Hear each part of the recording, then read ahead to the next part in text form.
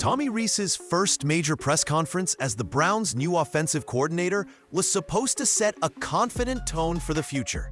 But instead, it turned into a tense, uncomfortable spectacle that exposed deep cracks within the organization. From the moment he stepped up to the podium, the atmosphere felt uneasy. Reporters wasted no time pressing him about the Browns' offensive collapse and growing concerns surrounding Kevin Stfansky's leadership. Rees, usually composed and measured, appeared visibly frustrated as he fielded one pointed question after another. Rather than offering reassurance, his answers only fueled speculation that there's a serious disconnect between the coaching staff. He admitted the offense isn't where it should be, but when asked who bears the blame, he stopped just short of pointing fingers. The way he phrased his responses, careful, suggested tension behind the scenes. Within minutes, clips from the presser spread online, and fans quickly noticed what seemed like subtle shots at Stfansky. Some claimed Rees was distancing himself from the head coach's play-calling decisions, hinting that the offensive struggles weren't entirely his fault. That moment instantly became a talking point across sports media, framing the situation as a power struggle brewing inside Cleveland's locker room. What was meant to be a routine press update turned into a viral flashpoint, one that revealed just how fragile the Browns' internal chemistry might really be. And from here, the fallout only got worse. What was meant to be a simple press conference quickly spiraled into something far more explosive. When Tommy Rees stepped in front of the microphones, he was supposed to calm the noise surrounding the Browns' struggling offense.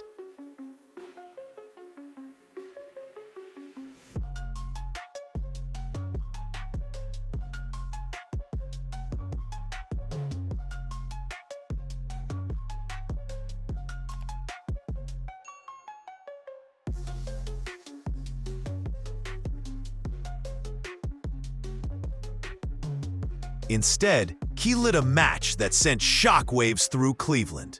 From the start, Rees's body language said it all. Tight shoulders, a clenched jaw, and eyes that betrayed frustration. Reporters sensed it instantly and pounced, drilling him with questions about the team's poor offensive output, Kevin Stfansky's leadership, and the growing sense that things behind the scenes weren't as stable as they seemed. Rees tried to keep things professional, but his responses hinted at deeper problems. He admitted the offense isn't where it should be, a surprisingly blunt statement for a first-year coordinator. But what really caught attention was how carefully he chose his words when asked about play calling. He said, "I call what's given to me," a phrase that sounded innocent at first, until fans and analysts dissected it online.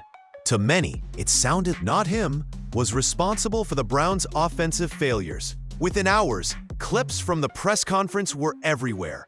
Hashtags like #FreeRees and Stfansky out started trending on Cleveland sports Twitter. Fans saw it as the first real sign of a power struggle, the offensive coordinator quietly distancing himself from a head coach who's quickly losing control. Even national media picked it up, framing it as the latest chapter in Cleveland's long history of internal dysfunction. Instead of defusing the controversy, Rees had accidentally poured gasoline on it. His attempt to clarify the offense's struggles only deepened the cracks in the coaching staff. And with cameras capturing every uncomfortable pause and tense glance, it became clear this was more than just a bad week for the Browns. It was the beginning of a storm that could change everything inside. After the press conference clip went viral, the conversation shifted fast, from confusion to confrontation. Everyone wanted to know who was really responsible for the Browns' offensive collapse. Inside the organization, the tension was thick.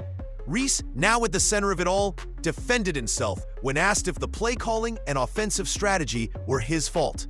His tone was firm but controlled. As he said, "I call what's given to me." That single line sent shockwaves through the locker room and across social media. To some, it sounded like a man setting the record straight. making it clear he wasn't the one holding the playbook back. But to others, it came off as a subtle jab at Kevin Stfansky, a sign that the offensive staff wasn't aligned. It was a small sentence with massive implications. Rees's words suggested he might not have full control over the offense. ... That Stfansky's hand was still heavily involved in decisions that weren't working. Fans immediately picked sides. Online forums exploded with debates, and Twitter turned into a war zone of blame and frustration. Hashtags like Let Rees Cook and Fire Stfansky started trending, with many believing Rees was being unfairly scapegoated for deeper coaching issues. Even former players chimed in, calling out the team's lack of direction and leadership confusion. Meanwhile, the Browns organization stayed silent, letting the controversy fester. Reporters kept pushing for clarity, but neither Stfansky nor the front office offered any answers. Sports talk shows picked up the story, labeling it a quiet rebellion inside Cleveland. For a franchise already known for instability, this only reinforced the narrative that the Browns can't seem to stay out of their own. What was once an internal disagreement had become public theater. Rees's attempt to defend himself had instead turned into an open question. Was he protecting his reputation or exposing the cracks Stfansky tried to hide? Whatever the truth was, one thing had become certain.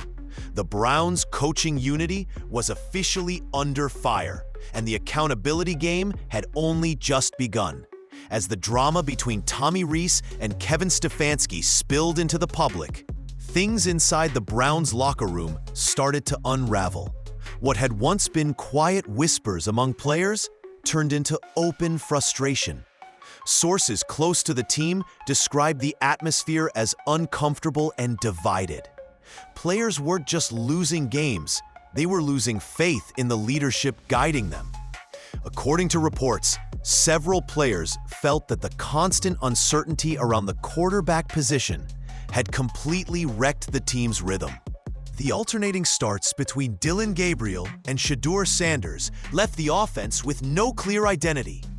Some veterans reportedly voiced that the offense changes week to week depending on who's under center. The inconsistency was wearing everyone down. Behind the scenes, many believe Rees favored Shedeur Sanders, praising his composure and long-term upside, while Stfansky insisted on sticking with Gabriel to maintain stability. That decision, however, didn't sit well with several players who privately agreed with Rees. Anonymous insiders claimed the locker room felt like two different camps, one rallying behind the new energy Sanders brought, the other clinging to the safer, more experienced Gabriel. As frustrations boiled over, subtle tensions started to show during practices. Players stopped communicating as freely. Small mistakes turned into heated exchanges, and the once tight-knit offensive unit began to splinter. Even defensive players were reportedly fed up with watching the offense collapse week after week without accountability. The local media quickly picked up on the growing dysfunction. Reporters noted unusual silence from within the team, canceled interviews, and a sudden change in locker room access. To fans, it was obvious something bigger was happening behind closed doors. And while Stfansky tried to project calm, his strained demeanor during post-game conferences told another story entirely.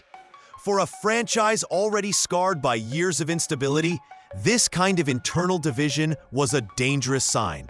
The cracks that started with a single press conference were now splitting the entire team. The Browns weren't just battling opponents anymore. They were battling each other. And the worst part? The season, meaning the chaos was only beginning. As the locker room continued to fracture, all eyes turned to the most polarizing figure in Cleveland, quarterback Dillon Gabriel. Once hailed as a calm, accurate passer with promise, Gabriel has quickly become the face of the Browns' inconsistency. Every snap now feels like a coin flip. Moments of brilliance overshadowed by poor reads, missed throws, and questionable decision-making. For weeks, Fans have asked the same question. Why does he still have the starting job? Tommy Rees, in his press conference, never directly criticized Gabriel. But he didn't need to. His tone and carefully chosen words spoke volumes. When he said the offense wasn't executing the way it should, fans took that as a veiled reference to Gabriel's struggles. Sources close to the team suggest Rees wanted to simplify the offense to match Gabriel's rhythm.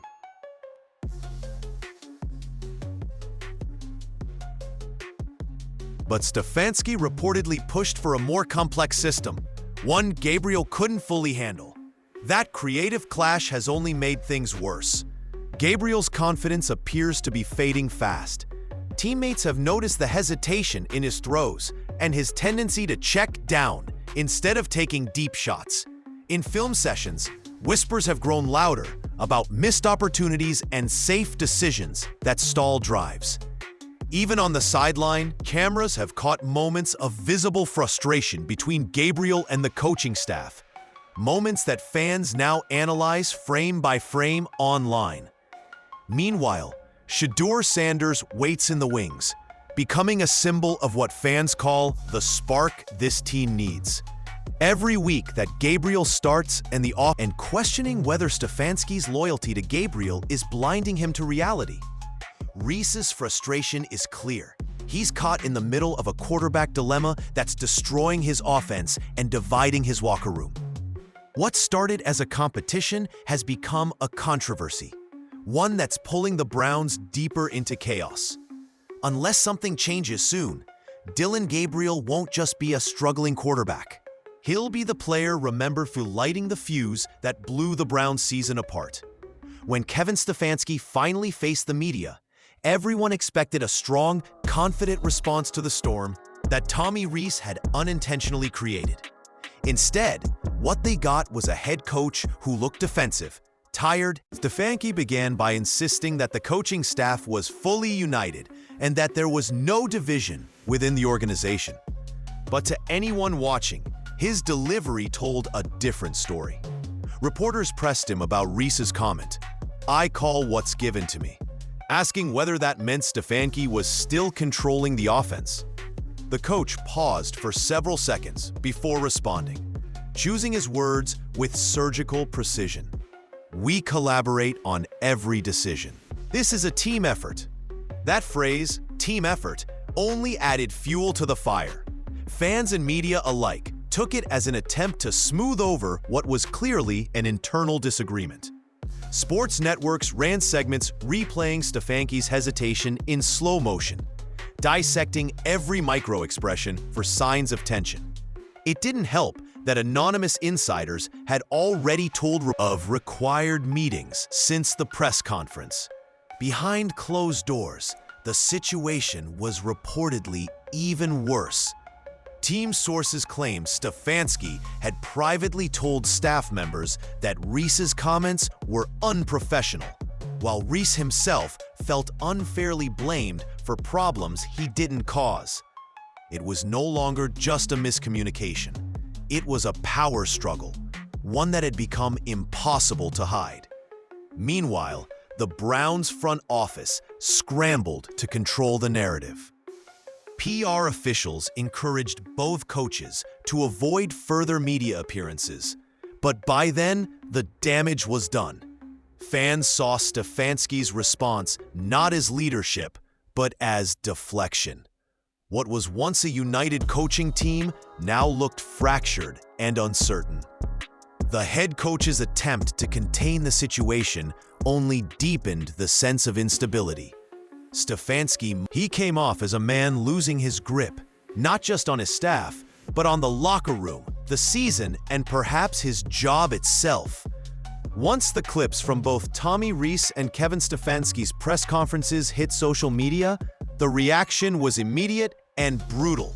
Within hours, Cleveland sports Twitter turned into a full-blown circus. Fans dissected every second of footage, every pause and every subtle tone shift, convinced they were witnessing the unraveling of the Browns' season coaching staff in real time. On Reddit and YouTube, titles like Rees exposes Stfansky live, and Cleveland's coaching meltdown began trending. Fans flooded comment sections demanding answers and accountability. Many sided with Rees, seeing him as a straight shooter arguing that the head coach was being unfairly attacked for trying to hold a chaotic team together. Sports talk radio across Ohio couldn't get enough of the story. Analysts called it one of the most awkward moments in recent Browns history. Local hosts replayed Rees's "I call what's given to me" line on loop, using it as proof of dysfunction at the top.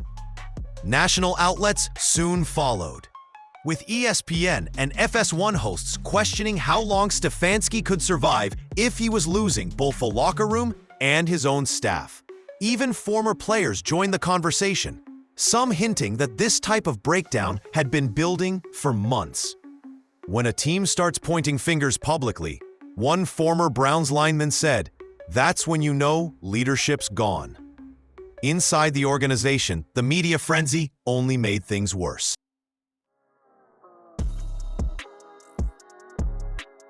The Browns' PR department scrambled to issue statements emphasizing unity and shared accountability, but fans weren't buying it. The team's attempt at damage control looked desperate, especially after players began posting cryptic messages on Instagram, hinting at frustration and fatigue. By midweek, the controversy had grown beyond just football.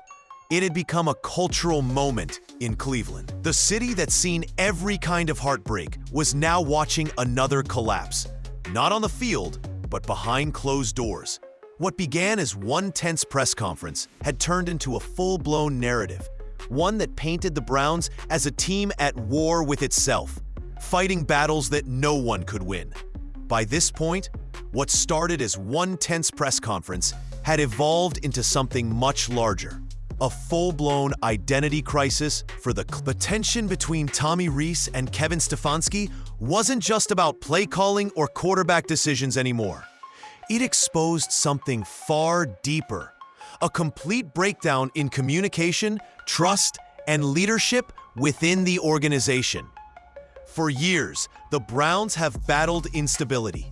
Coaches come and go, quarterbacks rotate, and the cycle of high expectations and bitter disappointment continues. But this time feels different. Rees's public frustration and Stfansky's defensive response revealed cracks that can't easily be patched over.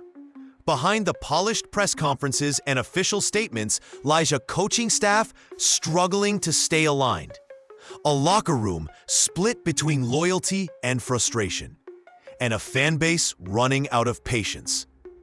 Insiders describe the situation as volatile. The players are reportedly exhausted from the constant changes in offensive strategy. Some believe Stfansky's system has become outdated, while others think Rees is pushing too hard for control too soon. The result is confusion, an offense without direction and a defense forced to carry the team week after week. Ownership has taken notice. Sources close to the front office say frustration is growing at every level. Jimmy Haslam, known for his short fuse when it comes to underperformance, has reportedly held closed-door meetings demanding accountability from both coaches. Rumors even suggest that if the losing streak continues, major changes could come before the season ends. And yet, amidst the chaos, one question looms larger than any other. Who's really in charge of the Cleveland Browns? Is it Stfansky, the embattled head coach clinging to authority, or Rees, the fiery new coordinator who's captured the fans' sympathy? Whatever the answer, one thing is clear: the Browns are once again teetering on the edge of collapse. What began as a spark of disagreement has turned into a storm threatening to consume the entire organization. The team isn't just fighting opponents anymore, it's fighting itself. And unless someone steps up to take control, this could be the moment Cleveland's season and leadership finally falls apart. The Tommy Rees press conference was supposed to be routine, a brief check-in to calm nerves after a rocky stretch of games. Instead, it became a defining moment for the Cleveland Browns, one that peeled back the layers of tension simmering beneath the surface. What began as a few cautious comments quickly turned into the spark that ignited a firestorm across the organization. In just a matter of days, a quiet coaching disagreement had evolved into one of the most talked-about controversies in Cleveland sports. Rees's words, measured, restrained, yet undeniably revealing, showed fans something they'd suspected all along. This team isn't on the same page. Kevin Stfansky's response only reinforced that narrative. His calm but defensive tone suggested a man trying desperately to control a narrative that was slipping away from him. The tension between the two coaches now feels less like rumor and more like reality. For fans, it's a painful reminder that no matter how much talent the Browns assemble, dysfunction always finds a way to resurface. The endless cycle of rebuilding, optimism, and collapse seems to be playing out once again, this time behind microphones instead of on the field. The locker room feels fractured, leadership feels uncertain, and the season that once held so much promise now feels like it's hanging by a thread. What makes this moment so powerful is that it's not just about football, it's about identity. The Browns are facing a mirror, forced to confront whether they're a team built to overcome adversity or one destined to crumble under pressure. The public can sense it, the players can feel it, and the organization can no longer ignore it. As the dust settles, one question lingers in every fan's mind. Can the Browns still turn this around, or has the breaking point already been reached? Because if Tommy Rees's press conference revealed anything, it's that this wasn't just a bad week. It was a warning. And unless something changes soon, that warning could very well become the obituary for another wasted Browns season.